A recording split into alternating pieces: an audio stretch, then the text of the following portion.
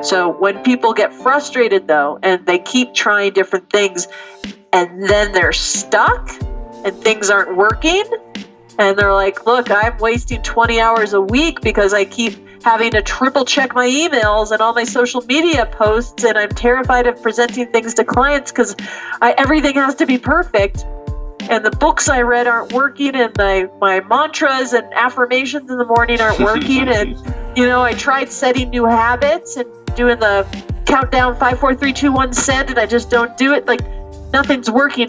That's when, you know what? Let's look at the root. There's something that is gripping onto you and causing you to get stuck in a pattern of behavior or having an emotional pattern. So a behavior pattern is like compulsively asking questions, never feeling like you have enough information. An emotional pattern might be every time somebody gives you criticism, you feel worthless and you feel really sad. What's up, my friend, and welcome back to another episode of the Legendary Life Podcast. I'm your host, celebrity trainer and high-performance health coach, Ted Rice. This is a podcast for men and women who are looking to boost their energy and upgrade their health. So get ready to learn proven health, fitness, and mindset strategies to unlock your full potential. And today it's going to be all about unlocking the potential of your mind. You know what I say, if you want to make a transformation, if you want to make a breakthrough, you need experiences, specifically peak experiences to cause that transformation. And you can't get that from even listening to podcasts like this or reading the New York Times best-selling self-help book. You need experiences to cause that shift. But sometimes the experiences that we have aren't working for us. And that was the case with today's guest, Erin Pheil. She's the creator of the Mind Fix program, and I initially connected with Erin over Facebook. I just loved what she was sharing, and I became intrigued. And when I learned more about her story, she had this really low moment, and to get out of it, she was seeing mindset gurus, therapists, coaches, courses, trainings, and consultants. She was doing meditation. She was journaling her thoughts, but nothing was creating the breakthrough that she needed. And after doing some research and trying so many different modalities, she put together what became known as the Mind Fix program. And it's something that I've been intrigued about because Erin takes a bit of a different approach to shifting us out of our limiting beliefs and out of our negative behavior patterns and into the life that we truly want. So if you're interested in that, which I'm sure you are, I was like, hey, what is she doing differently than other people? Well, we're going to get into that today. Before we get to the episode, I want to let you know that today is brought to you by Organifi Green Juice. So if you're a busy professional who's having trouble eating healthy on the go, you've got to listen up. You know nutrition is important to you. What we eat affects everything from our energy levels to the amount of inflammation in our body to our cognitive processes to our immune system function. But let's be honest, most of us don't eat the recommended servings of vegetables and fruit each day. So for those of us who are on the go or have trouble eating healthy, having a green powder makes it easy to get your greens in every single day, no matter how busy you are. And that's why I recommend Organifi Green Juice, a superfood powder that you just add water to so you can get your greens in on the go. And I'll tell you, I've tried so many of the highest quality green supplements on the market. And the biggest issue with them is it tastes like they scraped the inside of a fish tank and bottled that up and sold that as a supplement. And let's be honest, if it tastes bad, you're just not going to drink it. And that's the best thing about Organifi Green Juice. It actually tastes great. But don't believe me, I want you to try it for yourself. And to give you some incentive, I've got a 20% off code that you can use at Organifi.com. So use the code TED20, that's capital letters TED, the number 20, at www.Organifi.com to receive 20% off your first order. But hurry, this is a limited time discount for Legendary Life listeners. All right, let's get into the episode with Erin Pheil about how to fix our minds. Erin Pheil, welcome to the podcast. Thanks so much for coming on and having this conversation today. Thank you for having me. And as I was telling you before we hopped on and recording, I only invite very specific people on here. There needs to be some sort of connection with a person's message or with that person. And in the case of you, I don't even know that much about you, but I've been following you on Facebook, which is, a testament to the amazing world we live in today and the amazing power of social media if it's used properly. And just your posts and what you talked about, it just resonated with me so deeply and sparked a seed of curiosity that I knew I had to get you on the show. I do want to say this. You make some big claims about your Mind Fix program and what you do and how fast you do it, how fast you help people overcome their blocks and their mindset blocks. And I make a lot of big claims about what I do too, and I have a very high, I guess I would say a lot of skepticism about people in our field and people trying to making claims about what they do. A lot of people are fighting for attention, fighting for clients, but there was just something about what you post and about your vibe that I was just like, it just seemed authentic to me and like you're a person I should know. Very cool. So can you share a little bit about who you are and what you do for the people listening? Absolutely. So I am the founder of the Mind Fix group, and we specialize in helping entrepreneurs, business owners, high achievers permanently and rapidly eliminate the biggest mental roadblocks that are holding them back and that are keeping them from being able to achieve what they know they're capable of achieving and making the money that they know they're capable of making and living the life that they know is within their reach, but it just feels to them like there's something invisible holding them back. So what we do is we come in and we essentially get people out of their own way. And we do it very, very, very quickly. We do it in a matter of a couple months, ish. For some people, it's a matter of weeks. And the results are, like you said, this sounds like a big claim, but the results are permanent. So unlike, say, a mindset coach or some type of coach where there's this ongoing engagement, we are more like surgeons, where people tell us, like, it really hurts here. This is unbearable. I can't stand this part of my life. And we go, okay, got it. We come in, we figure out what the root cause is, we cut that out, the symptoms and the problems go away, and then we send people on their way. So people don't work with us for the long term. It's usually a relatively, it is a short engagement, and we change people's lives. Amazing. And I think that's so important. You mentioned that a mindset coach, and I think there is this issue with the relationships between coaches and even therapists, where I think a lot of therapists, if they do have the skills, or a lot of coaches, if they do have the skills to empower someone to become independent, they may not have a motivation to do so, because it's like, then you got to find a new client. Right. Exactly. Absolutely. Well, what would you say? Let's get into this. So there's someone listening to this right now and like, oh, mindset. Okay, well, I don't really need help with my mindset because I work hard. I go to the gym. I exercise hard. I don't have any problems with that. My relationships are okay. I mean, I guess my life could be better, but I don't really see the value in that. I'm not in enough pain, maybe, or have enough self-awareness, maybe, to realize what's going on. Of course, they're not talking about the self-awareness part, but describe the situation that you see a lot of your clients. What are they struggling with? What's the hell that they're in that maybe they don't even realize sometimes when they reach out to you or when they sign up to work with you? Oh, great question. So typically, we do not get people who are just curious or just looking for a bit of self-improvement and just want to kind of, do a bit better. The people that come to us are typically describe themselves as feeling very stuck somewhere in their life. They feel like they know they're getting in their own way.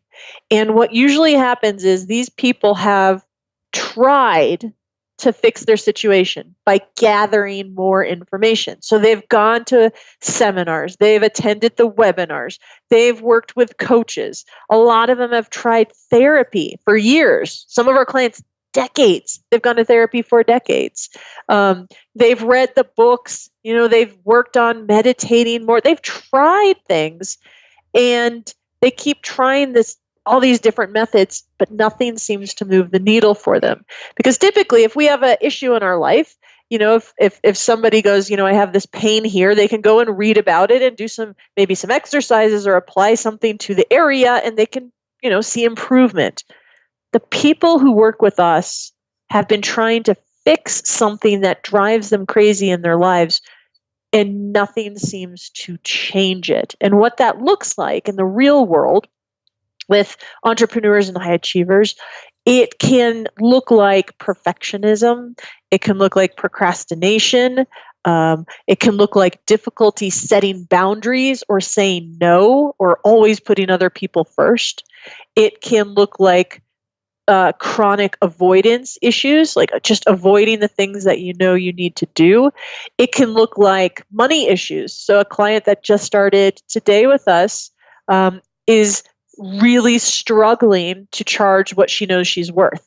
She keeps getting on the phone, and as soon as it comes time to give a quote or a price, she takes whatever she has in her mind and she cuts it by like 75% because she's terrified to say a certain number. So it could be, and another fellow I spoke with an hour ago, his money issues is that every time he gets money from his clients, he feels a tremendous, overwhelming sense of guilt.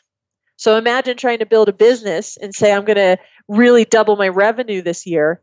And yet every time you get a check or you charge your client, you're overcome with guilt. Like, think about how difficult that would be. So it can look like money issues. Some clients deal with just really low self-worth or severe self-criticism. Like I used to have that. I call it mean brain, where you make a mistake. Mean brain. Like, mean brain, right? Like, oh, you idiot, you're so stupid. And it's just like this incessant critical voice in your head. So the commonality, though, the thread that ties everybody together is that these issues, people point to them and go, this is severely negatively impacting my life. They can usually say, look, it's impacting my relationships. It's impacting my quality of life. It's impacting my ability to just be a happy person and be happy that I'm alive. A lot of people will say it's impacting my ability to generate revenue or make more money. So it's something that people are aware of, that it's impacting them. It's driving them crazy. They wish it would go away. And yet it's almost like this stubborn, resistant piece of them that they think they're just going to have to live with, because nothing they've tried seems to make a really an actual impact. Does that help? Is that helpful? That was beautiful, and I learned a lot from listening on multiple levels.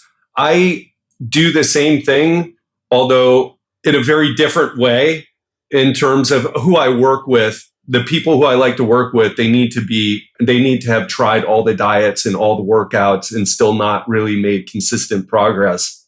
Otherwise, it usually just is a waste of their time and mine, because they're not really ready to do what it takes. And I get results very fast. And that's the one thing I wanted to talk about. So change can happen extremely fast.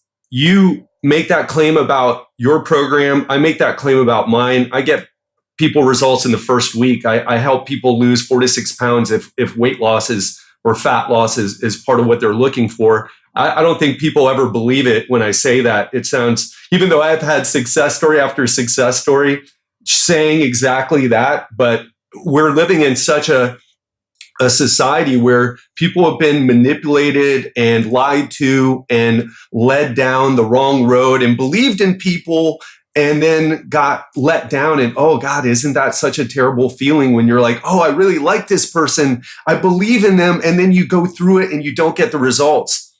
But I wanted to say this. Your life can change in an instant. Now, we didn't talk about you probably don't know much about my backstory, but I've had a lot of tragedy, a lot of loss in my life. And what I want to tell you is you can be so irritated with your life, with your job, with everything, and or with your partner, and then you get a call that your parent died. And it doesn't take you a week or months for that to change you. It happens incredibly fast, instantly. Your life and what you think is bad about it or what you were irritated about, it really gets you super clear on a lot of things. And for a lot of people, it puts them in a dark hole that they need to claw themselves out of. Been there. But that's a negative example. But the reverse is also true with positive experiences. I moved to Thailand, and right when I got off I moved to Southeast Asia. I'm doing the digital nomad. Right when I got off the plane and started my new life after leaving Miami Beach, my life was different immediately. All those things that used to bother me weren't bothering me anymore. And so my question for you is, you mentioned some of the popular things that people do. Exercise, which is important. Meditation, which if you're finding value in that, is important. I meditate regularly. But what are you doing, or how do you talk about what you do that creates change so quickly? We work with our clients in a variety of different ways. We work with their conscious mind. We work with their subconscious mind.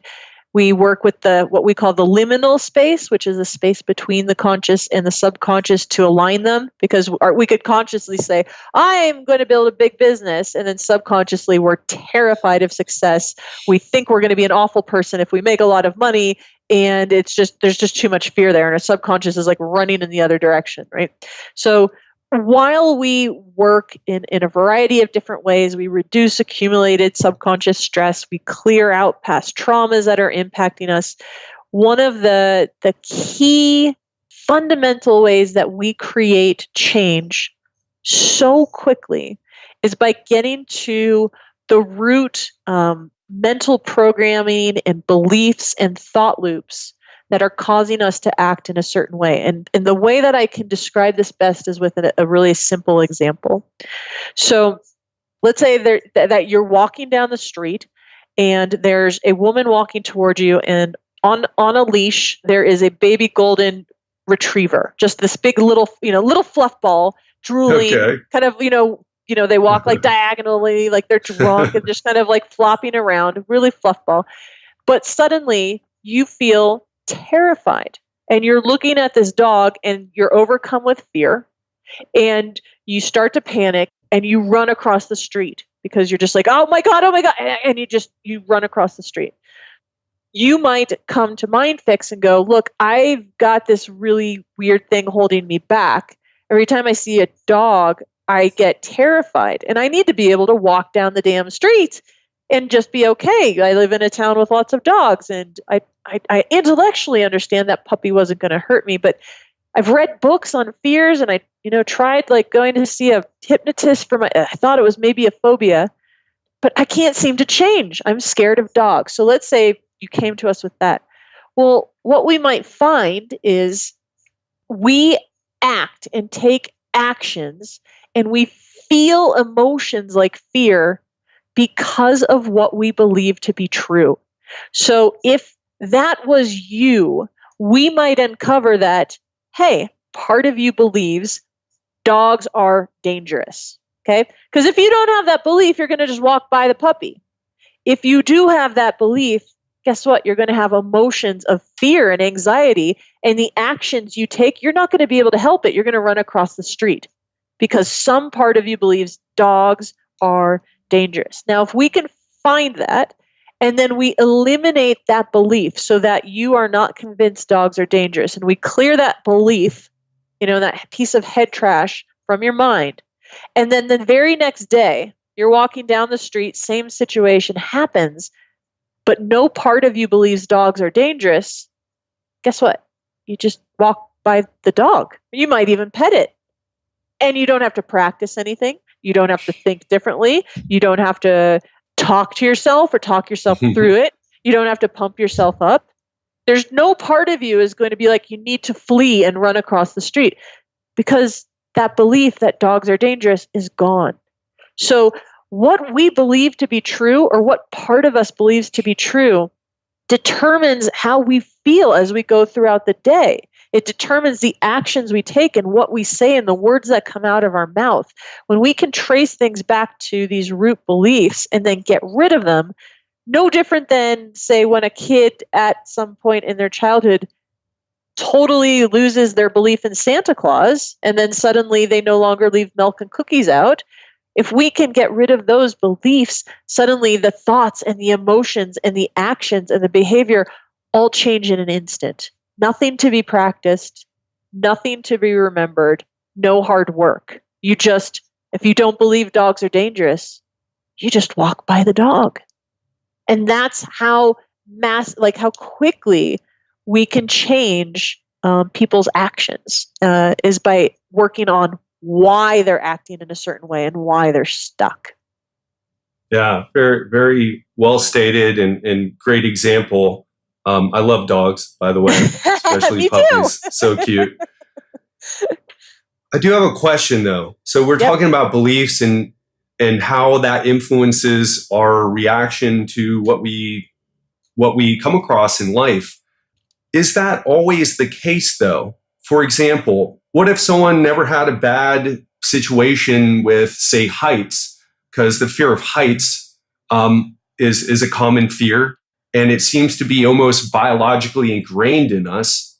And then we're afraid of heights. We never fallen out of a tree. We never really had it before, but then we're in a situation, and then all of a sudden we feel the fear. And it may not be because there is some belief there. It's a emotional reaction that goes way beyond the prefrontal cortex and our cognitive control and the part of our brain that deals with language, or the fear of public speaking, where a person maybe never thought about it before, and then they were put in a position and then they realized. So there was no belief there. There was no previous trauma. There was no previous experience.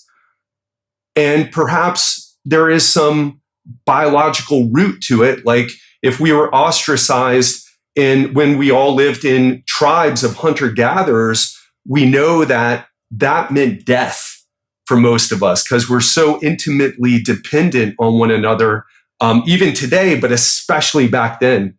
How do you think about what I'm saying right now? How do you think about that? What's your perspective on that? Sure. So the two examples you gave are vastly different and incredibly different. So heights, that there is fear. When we feel fear as humans, there's a threat to our survival. It feels like there's a threat to us. So if somebody points a gun at us, most of us, assuming we have a properly firing amygdala, will experience fear because there is a threat being presented to our survival. With heights and the possibility of falling and dying, there is going to be fear. So there are things that are hardwired into us so that we survive. We are scared of incredibly loud noises, because that might pose a potential threat. So there are things where you want that fear to be there. If we don't typically work with, if somebody has a debilitating fear of heights that doesn't make sense, that's holding them back, that would be a different story. But most of us, if we get really close to the edge of some very, very tall structure, there is going to be a surge in adrenaline and in cortisol because there is a potential threat to our survival if we fall. Now, let's look at the other example that you gave, though, fear of public speaking. That is a pattern that we get rid of all the time, like clockwork. And it actually is based on what people believe to be true. And it's a cluster of beliefs, not related to speaking, but it's things like, if I fail, I will be rejected. Mistakes and failure are bad. What makes me a worthwhile human being is having others think highly of me or approve of me. So when you take like a cluster of 10 really common beliefs, like if I blow this, bad things were going to happen. If I mess up, people aren't going to like me. You put all of those together and then you put somebody up on stage. Those beliefs are going to make people start to panic. You clear out those beliefs and you take somebody who's a 9 or 10 on a scale of like fear for public speaking, you can drop them to like a 1 or a 2, sometimes a 0. And they're like, no. Because if they're not worried about judgment, if they're not worried about making mistakes, if they're not worried about people, not liking them, the fears aren't there. It literally, the fear of public speaking goes away. It's just a cluster of common beliefs that a lot of us don't get through our lives without forming at some point, which is why it's so common. Yeah, interesting take. And, I'm really appreciating what you're saying here because this is your area of expertise. I will say, though, I used to have a big fear of public speaking, and I got through that to the point where I love public speaking, where so much so, like, I've got to stop myself from taking up offers to do it for free sometimes, because it's just not a good use of my time, but I love it so much. But I didn't have to do any, I never absolutely changed not. any. No, I'm curious though. So I didn't have to do any mental work to do it. I just sort of went through the practice. Do you take people, is there an experiential thing that you take people through as well? No, not at all. Powerful. No, not at all. What you shared, we can extinguish parts of beliefs, like when we get put in a situation over and over. So as young children, a lot of kids develop the belief or come to form a belief, something like mistakes and failure are bad, right? You break a glass, you get reprimanded. You get a stain on your shirt, you get sent to your room. Like, what kid comes out of childhood without some part of them going, mistakes and failure are bad? Now, fast forward 30 years and you take somebody who's an entrepreneur and who's read all the books about like Branson and Gary Vee and, Bill Gates, and they'll sit there and go, nope, mistakes are an important part of running a business, and fail fast, fail early, fail often, and they'll repeat all the things they've learned and they've seen it in their business, and they'll go, I don't have that belief. So you can extinguish it when you are put in a situation over and over and over and over and over. Now, that does not mean, though, that if we suddenly put them into a different situation, or if they were suddenly at a dinner table, going on a date, and they stumble over an answer, they're not going to suddenly feel incredibly self-conscious because they just made a mistake and, oh my God, they feel so stupid. It can show up in other areas, and it's not like the entire belief is gone. You can work through it. And you may never have had some of the beliefs. Like, there are people who just never have fear of public speaking. Some people work through it and find that they like it, or they're talented, or it really is something that works for them, and they get all sorts of benefit for it. So they have a different, they get conditioned differently. So it's not that people need to go through anything experiential, but when it's more of like, that's the root of it. But what you did works. Oftentimes people get stuck and try what you did, and they'll try going up on stage and they'll try going to Toastmasters, and it doesn't work for them. That's when it's like, all right, well then let's solve this at the root level. I love this, Erin, because excuse me, you're challenging what I believe, and I appreciate that, because I don't want to be overly attached to any of my beliefs about what works, what doesn't, because I have this belief based on experience. The belief didn't come first; the experience did, and that experientially leads to faster change than doing something that's working with belief systems and kind of what you're saying that you do. And it makes me fascinated and intrigued with learning more about MindFix. It's it's very cool because, I like it when someone presents something that's contrary to a belief that I'm pretty attached to. So thank you. You are welcome. And I used to think that way too, but it's interesting when you think about the fact that more often than not, experiences and facts don't change our minds. So I had a belief that I was stupid. Like I wasn't smart. If you looked at my diaries from when I was like growing up, like, oh, what an idiot. And you're so dumb and you're not as smart as so-and-so. And I picked that up somewhere and it was a theme. And I was always trying to prove myself and always trying to get good grades. Now, I ended up being a straight A student in high school. I ended up getting every friggin' award and certificate and scholarship you can name. I went off to college at 16. I graduated early from college. I went to graduate school early. I graduated early from that. I had scholarship, you name it, right? None of that mattered. When you have a belief, and despite all the evidence to the contrary, what happens is it never changed my mind and made me go, I'm a smart person. Like I could say that, but deep down I didn't believe it. What I would do is I would point to it and go, I just got lucky. Or I worked extra hard. I'm not actually smart. I just have to work hard to be as smart as everybody else. And you make the evidence fit your belief. It doesn't, with the beliefs that impact our lives and really change us, we point to things as proof for our beliefs. We don't allow it to change our minds. And the simple example I love to give is if you and I were chatting in a room and Susan walks by and doesn't say anything to either of us, okay? Now, if you're sitting there and you have a belief that Susan hates your guts, she just doesn't like you, you are going to point to her and you're going to go, see, I told you, Erin.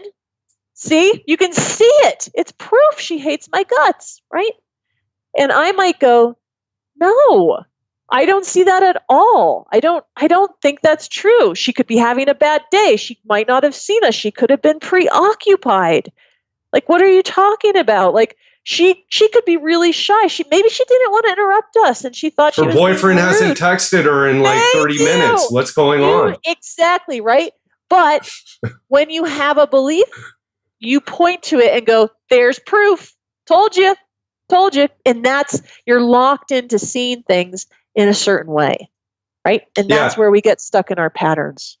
Yeah. You're bringing up confirmation bias. We have these beliefs and we don't challenge them like we should be doing because it's so counterintuitive to do that. We look for confirmation of our beliefs instead and build up evidence to strengthen those beliefs, even if they're really not real. So very interesting. So I'm with you on facts don't change people, at least not usually. I've at least experienced personally, sometimes I will read a book or learn a fact and it will cause some shift, but it's never been a huge major shift. But I do disagree with you on experiences. It may be the types of experiences, like you went to school and that was the experience. And I understand what you're saying. I think it needs to be a certain type of experience. For example, it needs to be maybe something a little counterintuitive, like traveling, for example, can get you to know a lot more about yourself than, say, going to grad school and just a continuation of the same type of environment and sort of training that you've been in. But I'm really fascinated about what you're saying here because it is challenging a belief in it. And like I said, I'm intrigued to learn more about what you do. Let's change gears a little bit because I want to make this, I know we have a bit of time left and you've got things to do as well as I do. I wanted to ask you about something that you and I both say.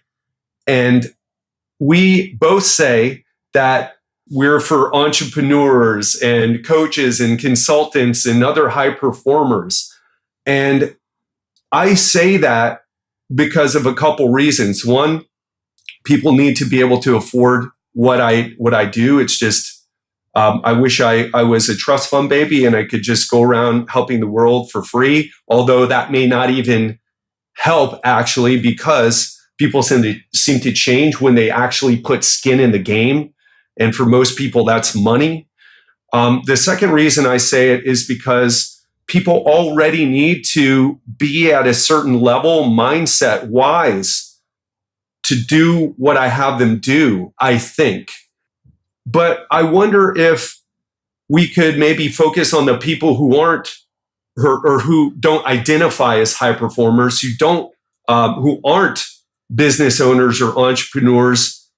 What do you have to say about those people and what you do, and maybe we can help those people right now? Well, I guess I didn't quite understand. Could you reframe the question? Sure. Ask the question a different way.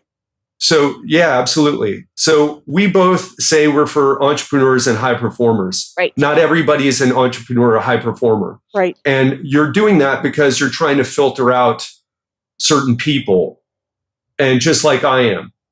But there are people listening right now. And for the entrepreneurs and high performers who are listening to you, I think they're already interested in what you're talking about if they're experiencing some of the limiting beliefs and roadblocks, self-sabotage that you're talking about. But for the people who don't fit the entrepreneur and high performer, what could we do to help them right now? Well, I mean, we can help those people. And what I've found, though, is the reason I market to high performers and entrepreneurs, they're typically not looking for help. They are happy not leveling up, or they accept and go, I'm just going to be this way. When I have conversations with people who are high performers and I talk about leveling up and I tell stories about clients who have their first 7-figure year after working with us, and I tell stories about clients who had been going to therapy for 4 or 5 decades, and suddenly they had a breakthrough and everything changed in their lives after 2 or 3 weeks with us. High performers and entrepreneurs look at that and go, that's exciting to me. I'm passionate about leveling up. I'm excited about exploring the world and becoming the best version of me that I can be. That sounds fascinating. When I talk with people who might identify more as just like not a high achiever, or somebody who just who's just kind of go 9-to-5 job, they go, oh, okay, yeah, but it doesn't light them up. They're not excited about the concept of improvement. They don't light up about that. And a lot of times there is more a sense of just resigned to things are how they are and I can't really change it. Whereas entrepreneurs and high achievers tend to go, I can change my life. I can take matters into my own hands. I can do this, and I'm going to search out a way to level up and to be able to make more money and to be a better version of myself and to be happier. And then when I have conversations with people who aren't high achievers, that's not on their radar. And the conversation typically just dies. It doesn't seem to be of interest to them. That's what I have found, which is why our work seems to be such a good fit for that group. Whereas other people tend to, it doesn't seem to click or excite them. Great answer. And this is exactly what I wanted to explore. And I think by bringing this up, that will help those people. The fact that they don't think they need help. So there's a lot of entrepreneurs and high performers that listen to Legendary Life, but also anyone who listens to a podcast named Legendary Life, especially if they keep coming back, it really is about leveling up your life. So I wouldn't think that anyone who keeps coming back to listen, of course, I don't know everyone who listens or even the vast majority of people who listen. But I don't think that any of them are not excited about leveling up their life. But the roadblocks that I see is that they're trying to do it with the power of their rational mind. In other words, if I read the book or listen to this podcast or do this, I'll be leveling up. And probably a lot of people listen to this because they get fired up from listening to an interview like the one we're doing right now, and it raises their energy level. But also from just talking to people and asking them questions, I also know that after they get pumped up and they go into whatever life that they're living, they don't make change. Or maybe they're trying to make change, but they're not getting results. So they're stuck in this thing where they just keep trying, but they're not objective about the results they're getting, because it really all is about results, right? If you're not results focused, then what the hell are you doing? Right. And I think a lot of people are stuck in that. What would you say about people who aren't like, right, of course, like, hey, I'm not interested in leveling up. My life isn't great. It kind of sucks, actually. And I'm not happy, even though I tell everybody I'm happy, but I'm not going to do anything about it. Those people aren't listening to this show. But for the people who are maybe listening and want to make a change, but they're going about it all wrong, and they're not quite the people who get excited when you talk to them on about leveling up their life, what would you say to those people to maybe break some of those patterns to start getting better results? Where do you see those people blocked? Goodness. I find is everybody seems to have their own unique ways that they're blocked. It's this combination of their life experiences combined with their values, combined with their outlook and what they believe to be true, combined with personal preferences and their personality. And it leads them on this really unique path that they go through in life. And then depending on what it is they care about and what they're passionate about and where they spend their time, you put all of those things together in a blender and you hit blend. That gives you like this unique cocktail. Like everybody that shows up has a different story. And while there may be some patterns, like some of the big areas I told you about earlier, it looks different in everybody's life. And so it's hard for me to generalize because everybody really does present so differently and have unique challenges. It's just that, you mentioned, what if they're trying to fix things in the wrong way? I would say that we don't know if something is the wrong way for us until we try it. Some people can go and read some books and it changes their life. This book changed my life, and they pick up new habits, or they learn how to make habits, or they get the missing piece that they've been looking for. So sometimes books are great, and sometimes people just need a course, or they just need somebody to help them with their accountability, and that might work for them. It's just that we don't know what's right or wrong for us until we try it, because we're all so different. So when people get frustrated, though, and they keep trying different things, and then they're stuck and things aren't working, and they're like, look, I'm wasting 20 hours a week because I keep having to triple check my emails and all my social media posts, and I'm terrified of presenting things to clients because everything has to be perfect. And the books I read aren't working, and my mantras and affirmations in the morning aren't working. And, I tried setting new habits and doing the countdown 5, 4, 3, 2, 1, send, and I just don't do it. Like nothing's working. That's when, you know what? Let's look at the root. There's something that is gripping onto you and causing you to get stuck in a pattern of behavior or having an emotional pattern. So a behavior pattern is like compulsively asking questions, never feeling like you have enough information. An emotional pattern might be every time somebody gives you criticism, you feel worthless and you feel really sad. So you can have behavior patterns and emotional patterns. And when those just get sticky and don't budge, then maybe you are going about it the wrong way, and it's time to look at what's the root cause. Let's get rid of that. Yeah. I love that answer. And thanks. I learned something from listening to that.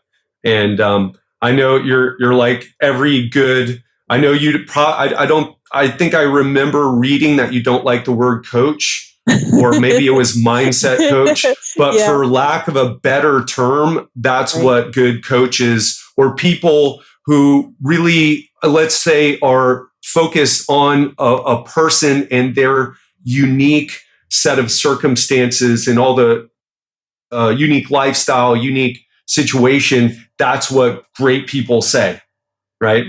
Because it's true. But thank you because we're in a position where we don't know who's listening. I know a few of them, right? So we have to make generalizations. And so thank you for going there. Of course. Absolutely. Yeah. Well, Erin, it's been an amazing conversation. I really learned a lot, and I'm intrigued by what you do. If someone wants to find you, they can go to mindfixgroup.com. I also highly recommend you look up Erin on Facebook, because she makes these, that's how I initially learned about her. I think I added you randomly because I add people who just kind of like, oh, that looks interesting what they're doing. I added you, and you just make these great posts, a ton of value. So make sure you add her on Facebook if you happen to hang out there. And that's ErinPheil.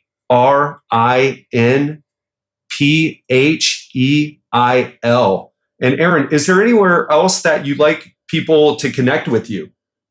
I would say my website and Facebook are the two main areas. I spend a little bit of time on LinkedIn. I'm the only Erin Pheil there. And the only other thing I like to share with people is that on our site, we have a free 1-hour video training. It's still, there's no cost for it still at this point. And it's pretty phenomenal. And it breaks everything down that you and I talked about tonight, and also provides a visual model. So it makes more sense because you can understand and see it instead of just hearing it, because some of it can get complex. So if anybody is interested in diving deeper, they can go and grab the training over on the site for free. Excellent. And you know what? If you're resonating with what Erin is saying, do it. If you feel stuck, do it. And I'm just clicked on your training right now. It says, give me 60 minutes and I'll show you why you're not getting the results you want in business and in life. So, it's 60 minutes of a free training. You can make your decision about whether Erin is right for you or MindFix is right for you. But again, if you're feeling stuck, you've literally got nothing to lose and everything to gain by, setting down the Instagram feed and reading your Facebook status updates, and take 60 minutes to do this, to see if it makes a difference. I am going to go through your 60-minute program. I can't wait to learn more about it. Erin, do you have any last words for anybody? No, just thank you for having me on the program. This was so much fun. I love sharing this message. It's new to a lot of people, so it's a blast to get to talk about it. Like we're changing the world, and thank you for amplifying and getting our message out there. I'm deeply appreciative. My pleasure, Erin. And I feel like maybe this is the first of many interviews that we'll do. Cool. That wraps up another episode of the Legendary Life Podcast, and I hope you enjoyed today's episode. And by the way, make sure you go and check out Erin Pheil's free program, her free training on her website. You go to mindfixgroup.com and just click on that free training. It's really interesting and unlike any other thing that I've ever come across before. And I'm very fascinated because Erin just gets these great testimonials. And I'm so curious, when someone's showing you over and over again great testimonials, don't you want to know what they're doing? I certainly do. So make sure you go and check that out if our conversation today is something that you resonated with. All right, well, that's all I have for today. And again, if you'd like to try the Organifi green juice, make sure you go to Organifi.com. That's Organifi.com and use the code TED20 to receive 20% off your first order. That's capital TED, the number 20, and use that to receive 20% off your first order. And just to let you know, every time you use that, you are supporting the show. You're helping us to create great content and to get more episodes out there like this one. And you get some great tasting green juice that'll help you boost your immune system, lower inflammation, and just get more of those veggies in your day that most of us just don't get enough of. So that's all I've got. I hope you enjoyed this. Have an amazing week, and I'll speak to you soon.